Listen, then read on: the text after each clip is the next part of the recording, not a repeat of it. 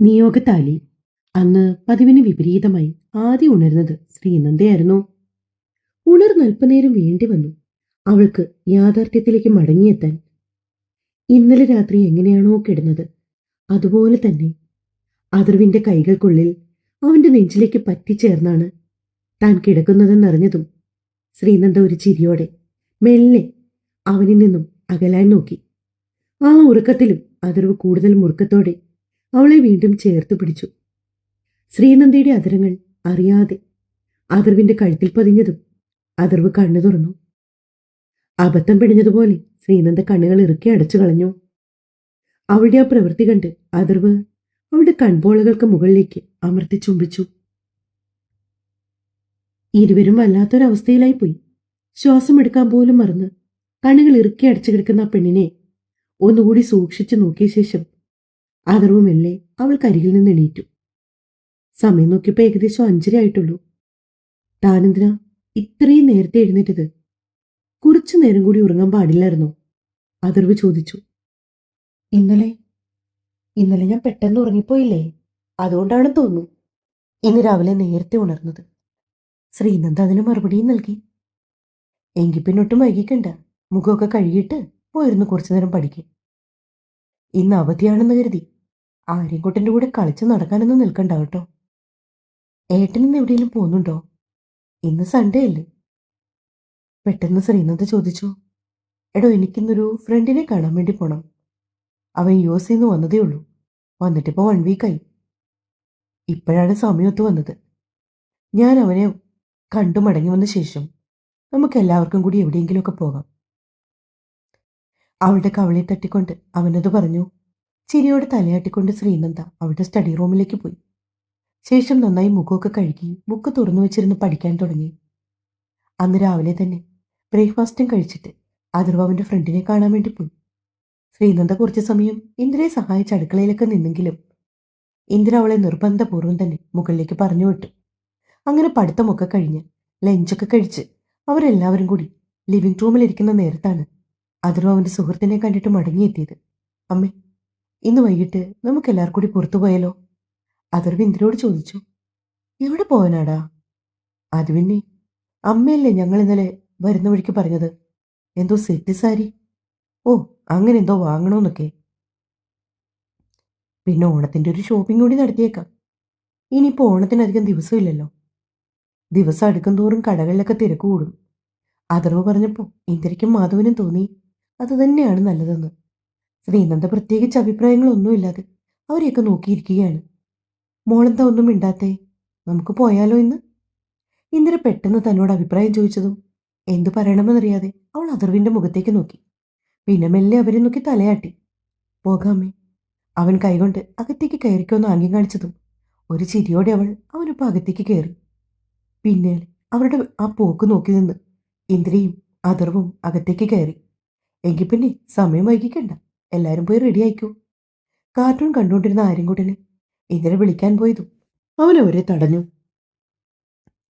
അമ്മ ചെന്ന് റെഡിയായിക്കോ, ഞാൻ അവനെ റെഡിയാക്കിക്കൊണ്ട് താഴേക്ക് വരാം.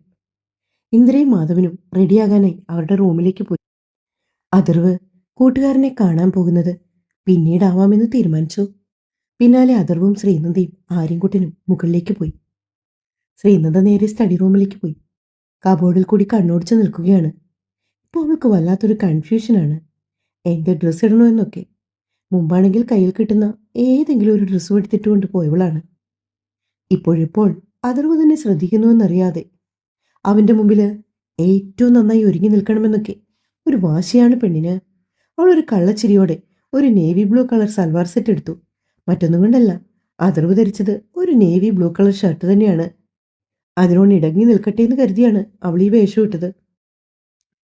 ഒപ്പം ഈ വേഷത്തിൽ തന്നെ കാണുമ്പോൾ ഉറപ്പായും അതിർവൊന്ന് ഞെട്ടും എന്നവൾ മനസ്സിലോർത്തു.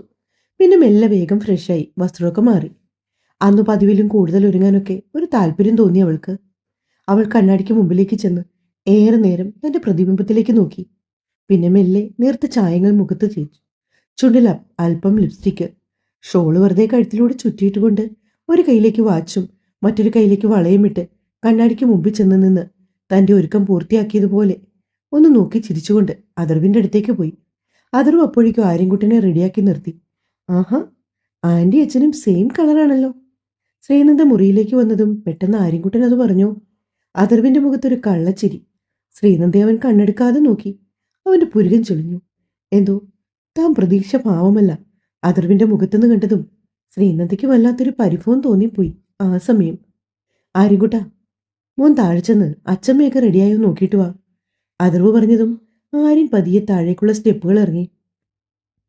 അവൻ കാറ്റുപോലെ പാഞ്ഞു വന്ന് ശ്രീനന്ദയെ എടുത്തുയർത്തി. അവന്റെ കൈകൾ അവളുടെ ദേഹത്തമർന്നു. വല്ലാത്തൊരു പിടപ്പോടെ അവനെ തന്നെ നോക്കി അവന്റെ കൈകൾക്കുള്ളിൽ കിടക്കുവാണ് പെണ്ണ്. അവൻ മെല്ലെ അവളെയുമായി അവളുടെ സ്റ്റഡി റൂമിലേക്ക് പോയി. അവൻ എന്താണ് ചെയ്യാൻ പോകുന്നതെന്ന് എത്ര ശ്രമിച്ചിട്ടും ശ്രീനന്ദയ്ക്ക് മനസ്സിലായില്ല. അവളെ മിററിന്റെ മുമ്പിലേക്ക് നിർത്തി. ശേഷം അതിന് തൊട്ടടുത്തായിരുന്ന സിന്ദൂരച്ചെപ്പിൽ നിന്നും ഒരു നുള്ളു കുങ്കുമം എടുത്ത് പതിയെ പെണ്ണിന്റെ സിന്ദൂര രേഖയിലേക്ക് വളരെ നേർത്ത രീതിയിൽ ഒന്ന് വരച്ചു വിട്ടു.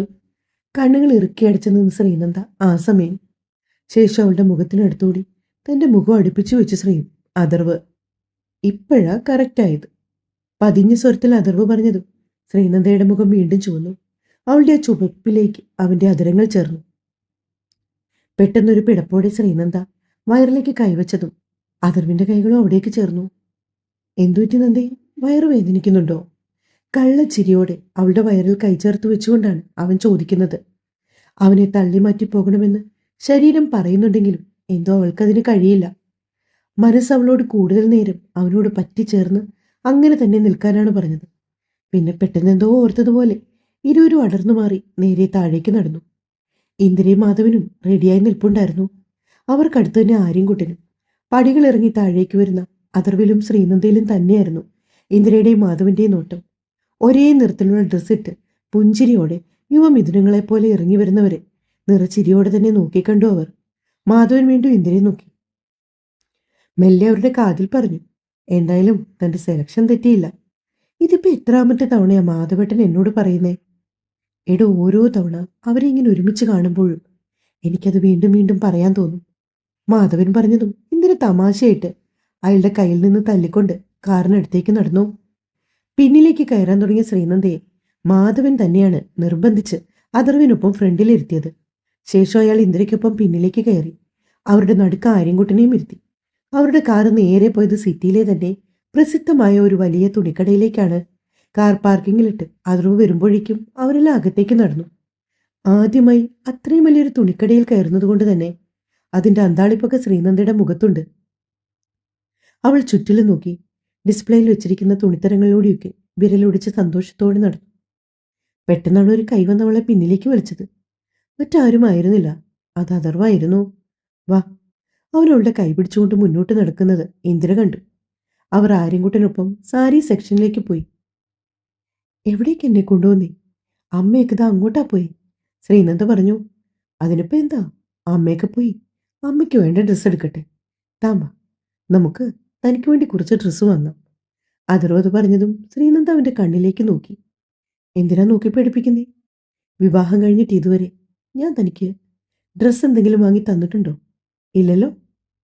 ഇന്നലെയാ ഞാനും അതേപ്പറ്റി ഓർത്തത്. ഞാൻ എന്ത് മുരടനായ ഒരു ഭർത്താവാണെന്ന്.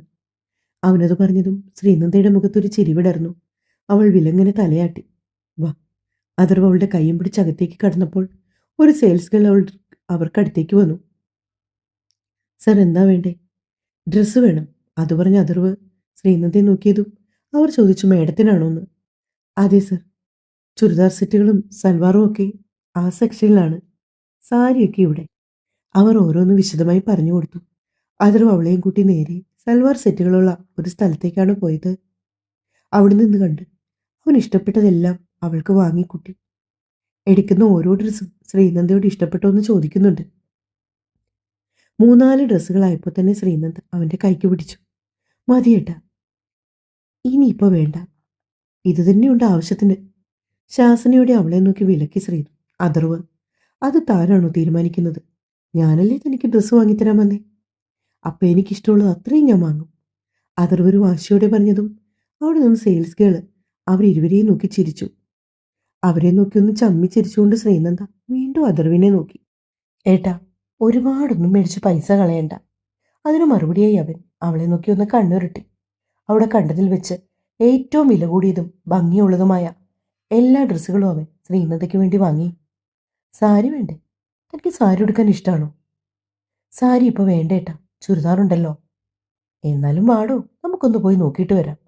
ശോ, വേണ്ടെന്നേ, നന്ദ വീണ്ടും പറഞ്ഞു. സാറിന് ഇഷ്ടമുണ്ടായിട്ടല്ലേ ഒരെണ്ണം എടുക്കുമോളെ. സെയിൽസ് ഗേൾ ചിരിച്ചുകൊണ്ട് പറയുകയാണ്. അഥർവ് നേരെ ശ്രീനന്ദയും കൊണ്ട് സാരി സെക്ഷനിലേക്ക് പോയി. ഇന്ദിരയും അവിടെ ഉണ്ടായിരുന്നു. തിരുവാതിര കളിക്ക് വേണ്ടിയുള്ള സെറ്റ് സാരി ഇന്ദിര ഓൾറെഡി വാങ്ങി. അതിൻ്റെ ബ്ലൗസ് പീസും അനുബന്ധമായ മറ്റ് സാധനങ്ങളും വാങ്ങിക്കഴിഞ്ഞു. അമ്മേ, ശ്രീനന്ദയ്ക്ക് ഒരു സാരി സെലക്ട് ചെയ്തേ. അഥർവ് ഇന്ദിരയുടെ അടുത്തേക്ക് വന്നു പറഞ്ഞു. ഇയാൾക്ക് ഓണത്തിന് ഉടുക്കാൻ വേണം, പിന്നെ ക്ഷേത്രത്തിലേക്കോ മറ്റോ പോകുമ്പോൾ ഉടുക്കാൻ, പിന്നെ പെട്ടെന്ന് എന്തെങ്കിലും ഒരു ഫംഗ്ഷൻ വന്നാൽ അതിന് പോകുമ്പോൾ ഉടുക്കാൻ. അങ്ങനെ എല്ലാം വാങ്ങിക്കോ. ആവശ്യത്തോടെ പറയുന്ന തൻ്റെ മകനെ നോക്കി നിൽക്കെ ഇന്ദിരയ്ക്ക് തൻ്റെ സന്തോഷം അടക്കാനാവുന്നുണ്ടായിരുന്നില്ല. അവൻ പറഞ്ഞതുപോലെ തന്നെ എല്ലാം വാങ്ങി. വെറുതെ അതുവഴി ചുറ്റിത്തിരിഞ്ഞു നടന്ന അഥർവ് ഡിസ്പ്ലേ കിടക്കുന്ന ഒരു കരിമ്പച്ച കളർ സാരി കണ്ടതും എന്തോ അവൻ അതിനോട് വല്ലാത്തൊരു ഇഷ്ടം തോന്നി. അവൻ അതിൻ്റെ തന്നെ സെയിം പീസ് ഒരെണ്ണം വാങ്ങി ശ്രീനന്ദയ്ക്ക് അടുത്തേക്ക് ചെന്നു. പിന്നെ അവളുടെ നെഞ്ചിലേക്ക് അത് ചേർത്ത് വെച്ചു. ഇഷ്ടപ്പെട്ടോ ഇത്? അവളെയും കൊണ്ട് കണ്ണാടിക്ക് മുമ്പിൽ വന്നു നിന്ന് ചോദിക്കുകയാണവൻ. അവളുടെ നെഞ്ചിന് കുറുകെ ഇപ്പോഴും ആ പച്ച സാരിയുണ്ട്. ശ്രീനന്ദ മുഖം തിരിച്ച് അഥർവിനെ നോക്കി. എന്നെ ഇഷ്ടപ്പെട്ടോ എന്നല്ല ചോദിച്ചത്, തൻ്റെ നെഞ്ചിൽ ചേർത്ത് വെച്ചിരിക്കുന്ന ഈ സാരി തനിക്ക് ഇഷ്ടായോ എന്നാണ്. അവളുടെ നോട്ടം കണ്ടതും അഥർവ് അവളുടെ കാതിൽ മൊഴിഞ്ഞു. പെട്ടെന്ന് ശ്രീനന്ദ നോട്ടം വെട്ടിച്ച് കണ്ണാടിയിലേക്ക് നോക്കി. അങ്ങനെ തന്നെ നിൽക്കുകയാണ് അവരിരുവരും. പെട്ടെന്ന് ആ കാഴ്ച കണ്ണിലുടക്കിയതും ഇന്ദിര മാധവന്റെ കയ്യിൽ തട്ടി കാണിച്ചു കൊടുത്തു. അയാളുടെ മുഖത്തൊരു ചിരിയുണ്ടായിരുന്നു. തലേ ദിവസം നന്ദ പറഞ്ഞ കാര്യങ്ങൾ ഓർക്കുന്തോറും അവൾക്ക് എന്തൊക്കെ വാങ്ങിക്കൊടുത്താലും മതിയാവില്ല എന്ന് അഥർവ് ഓർത്തുപോയി. പുത്തൻ ഉടുപ്പിനു വേണ്ടി കൊതിച്ച അവളുടെ ബാല്യം, അനിയത്തിമാരുടെ പഴയ ഉടുപ്പുകൾ മാത്രം ധരിച്ചു നടന്ന അവളുടെ ബാല്യം, ആരോടും യാതൊരു പരിഭവവും പരാതിയും ഇല്ലാതെ ജീവിച്ച ഒരു പെണ്ണ്. അവളെയാണ് ഈശ്വരൻ തനിക്കായി കരുതി വെച്ചത്. ആ ഓർമ്മയിൽ അവന്റെ നെഞ്ചിൽ അവളോടുള്ള പ്രണയം വർദ്ധിച്ചു. സ്വപ്നത്തിൽ പോലും ഇന്ദിര ഓർത്തിരുന്നില്ല തങ്ങളുടെ മകൻ ഇത്ര പെട്ടെന്ന് ഈ പെൺകുട്ടിയുമായി അടുക്കുമെന്ന്. അവന്റെ കരുതലും സ്നേഹവും ഒക്കെ കാണും തോറും ഇന്ദിരയുടെ മനസ്സ് നിറഞ്ഞു. ജ്യോതി, അവൾ പോയതോടെ ഇനി തന്റെ ജീവിതത്തിൽ ഒരു പെണ്ണ് വേണ്ടെന്ന് വാശി പിടിച്ചു പറഞ്ഞവൻ. എത്ര ആലോചന വന്നു. എന്നിട്ടതെല്ലാം വേണ്ടെന്ന് പറഞ്ഞ് തങ്ങളോട് വഴക്കുണ്ടാക്കിയവൻ. ഒരക്ഷരം പോലും മിണ്ടാതെ മാസങ്ങളോളം നടന്നവൻ. അവനാണിന്ന് അവന്റെ നല്ല പാതിയുടെ കൂടെ അവൾക്ക് വേണ്ടതെല്ലാം വാങ്ങിക്കൊടുത്തുകൊണ്ട് അവളെയും ചേർത്ത് പിടിച്ചു നടക്കുന്നത്. ഒരിക്കലും തന്റെ മക്കളുടെ കണ്ണ് നനയാൻ ഇടയുണ്ടാവരുത് എന്നൊരു പ്രാർത്ഥന മാത്രമായിരുന്നു ആ അമ്മവനും അപ്പോൾ ആഗ്രഹിച്ചത്. തുടരും. അടുത്ത പാട്ട് രാത്രി തരാം. കഥ വായിച്ച് സപ്പോർട്ട് തരണേ.